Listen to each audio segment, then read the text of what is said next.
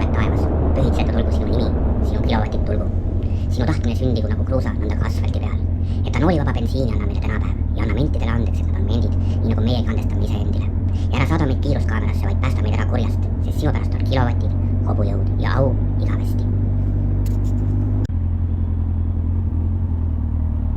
Tere head vaatajad! Kuulus ise hakanud saatejuht Kallekas on lõunamaalt tagasi ja liiklussaate Tasool 5. episood on alanud.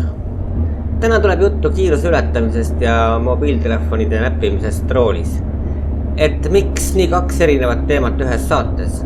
Aga sellepärast, et neil on mõlemil üks ja seesama algpõhjus. Aga selleni jõuame. Puhkasin Kreetal, head mägiteed, kurvid kurvides kinni, näiteks merepinnalt üles 1200 meetri kõrgusele platoole, stalaktiitidest tuubil koopa juurde, kus väidetavalt peajumal härra Zeus ise sündinud. Liiklusjärelevalvet viivad seal läbi kitsed, kellukesed kaelas, politseinikke nägin seal viibitud aja jooksul vaid ühe põgusa korra.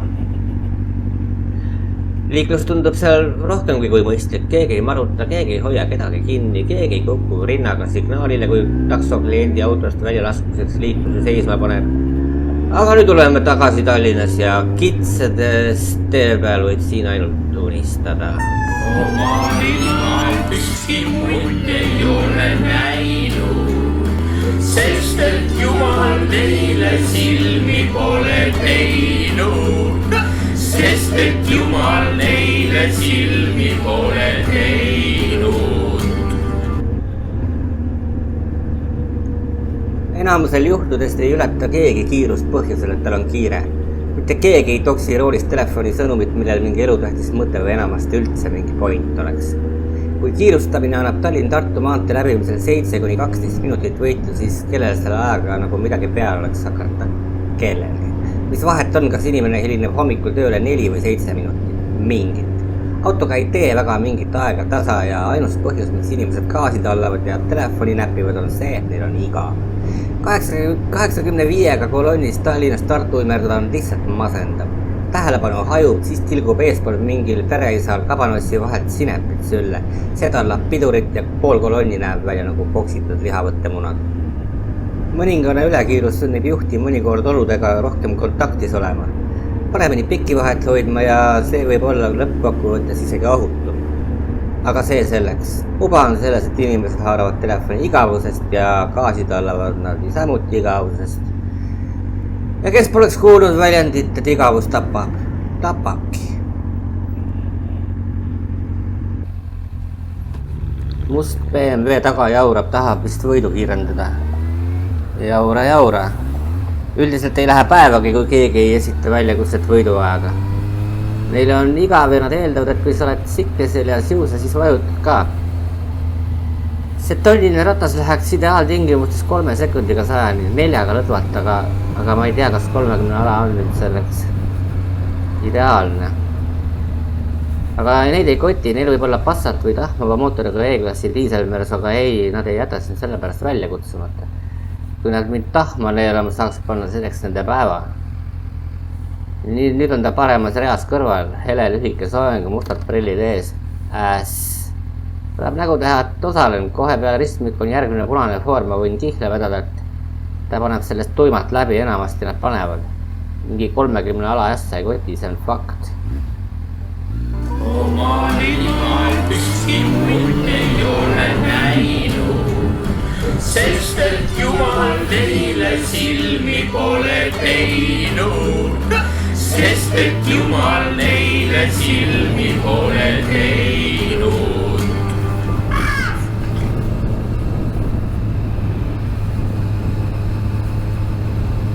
Esimese punase ees pidurdas korraks, siis pani läbi. Teine foor läks lubavaks, kui ta juba ülekäigurajal oli ja 3. läks jälle puhtalt punasega.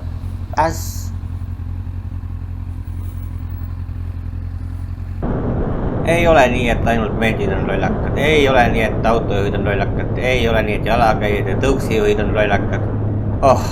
Kõik on teinekord lollakad. Oma ilmal ükski muid ei ole näinud, sest et Jumal neile silmi pole teinud. Ei, tundub, et mina ainsana olen lollakas. Oma ilmalt ükski mutt ei ole näinud, sest et Jumal teile silmi pole teinud. Mul on kiire. Ei, mul on igav. Ei, tegelikult on mul praegu kiire. Ei, mul on igav. Ei, mul on praegu ilgelt kiire ja igav. Ja ma sain elult vähemalt 3 sekundit tagasi. Ja ma sain elult vähemalt 3 sekundit tagasi. Ja ma sain elult vähemalt 3 sekundit tagasi. Sain elult 3 sekundit tagasi. Täna 3, homme 3. Polegi paha, see teeb 18 minutit aastas. Ja nüüd seisan varsti pea 2 minutit punase foori taga. Nagu mul ei oleks igav ja kiire. Mul on taluvuspiir. Ma ei tea kus, aga lähedal. See tegi 2 minutit ja 17 sekundit punast ja minust see punaseks jäigi. Olgu, mängin endale ka seda lugu. Oma ilmalt ükski mutt ei ole näinud, sest et Jumal teile silmi pole teinud. Sest et Jumal neile silmi pole teinud. Aga mida siis teha? Kiiruse ületamise ja mobiili näppimisega ja inimeseks olemisega üldse. Üks tuttav ment ütles, et see on nende töövili, et praegu rihma kinnitamata jätkus peaaegu ei esine. See jutt ei pea paika, vanasti autod ei piiksunud, kui sa rihma lahti jätsid ja nüüd piiksuvad ja käivad närvidele.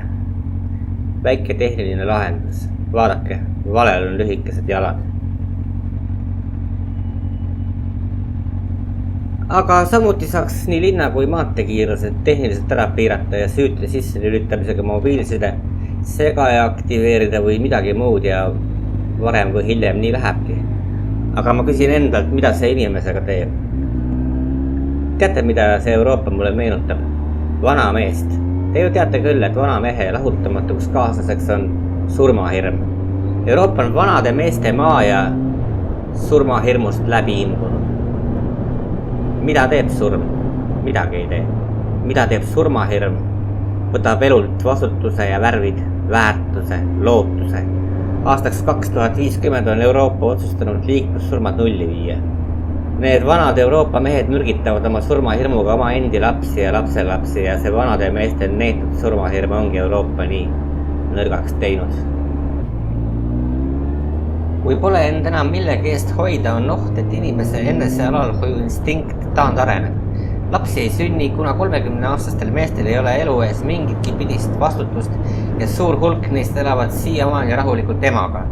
Aga emaga ei saa lapsi. Veel.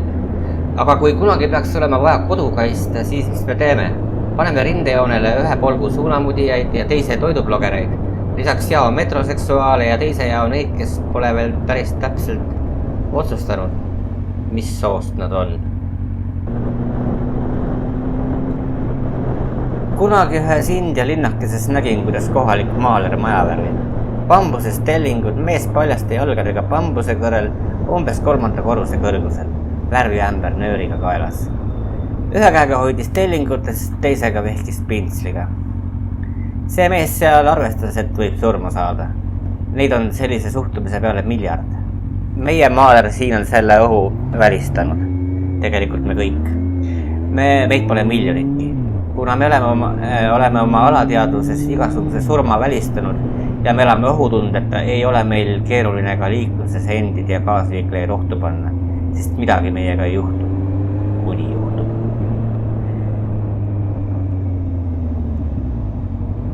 Ja selline oligi siis selle korra Tosool. Jälle ei tulnud kallekalt mitte midagi, millest inimesed arvutite taga teadlikud polnud.